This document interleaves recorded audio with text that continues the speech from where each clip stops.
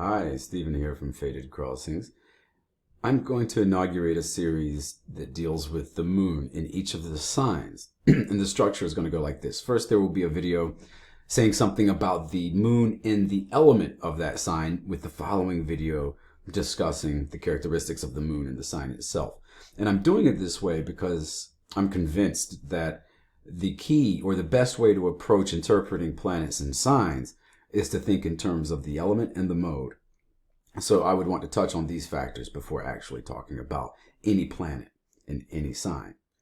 With that said, today's video, or this week's video rather, would be on the moon in fire signs. So before I get to talking about moon in Aries or Leo or Sagittarius, I'd like to address the question, what does it mean for a person to have their moon in a fiery sign?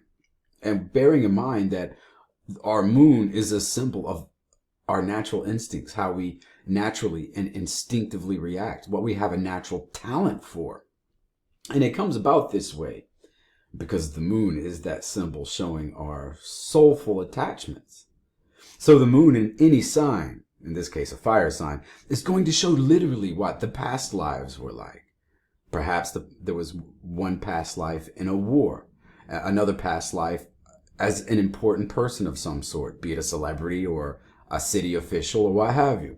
The idea is that some manifestation of the fire element was important for that lineage or stream of past lives shown by a person's moon. And the moon also not only just shows like literally what this lineage of past lives was like, it also shows what our spiritual and soulful attachments were. And we have these habits of soul that track us from incarnation to incarnation. And they show up in life as our moon, as our natural instinctive reactions and talents. Our appetites. We want them because we're attached to them. We have a habit for them. So when we're talking about the moon in the fire sign, we're talking about someone who has a soulful attachment to being a doer, not necessarily a thinker, but taking swift and assertive action, ready to attack a situation just like that. The moon in fire is concerned with the identity, the formation of the identity. Aries wants to build the identity. Leo wants to fasten it, to make it fixed, to make it a permanent structure. And Sagittarius just wants to learn about it.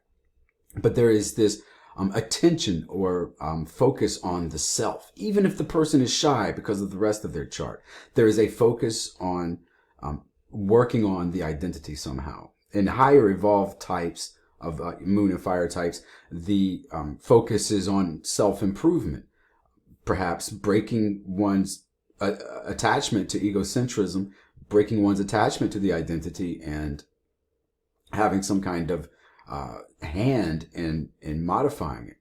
But nevertheless, there is that need, an instinct to draw attention to the self, even if the other parts of the chart show that the person is introverted and shy. For example, I know someone with a watery sign rising, and their sun is ruled by Saturn, and their moon is in a fire sign.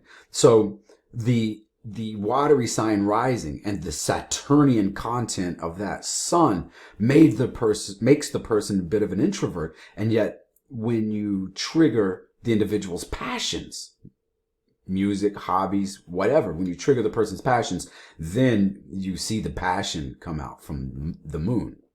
So there's always something that makes the individual with the fiery moon sort of be self-expressive.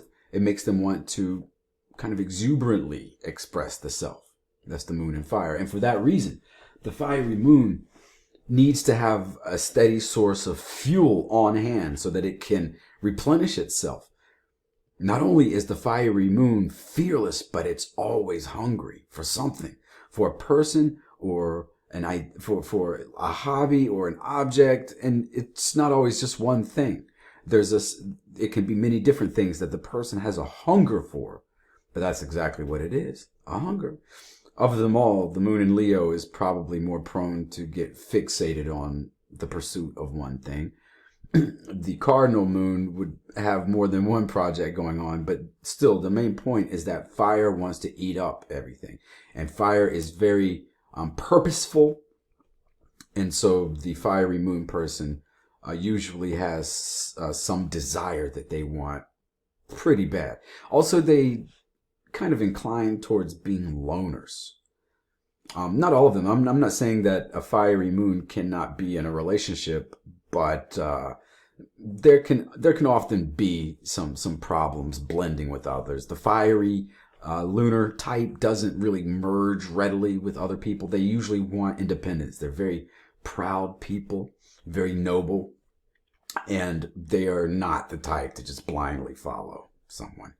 They want their freedom. And so they attach only with great reluctance. You know, I think I heard someone say a long time ago that the best way to deal with a really fiery person, if you're in a relationship with them, is to make sure they know that there's an exit. You know, as long as they know there's a way out, then they're a little bit happier because of that. So the fiery moon can be a bit of a loner, attaches against their will sometimes. Nevertheless, you know, if the person can combine other elemental components of their chart, then usually they can relate better with others. So that's what I wanted to say, some preliminary ideas about the moon and the fire signs. In the next video, I'll talk more about the moon specifically in Aries. Thank you.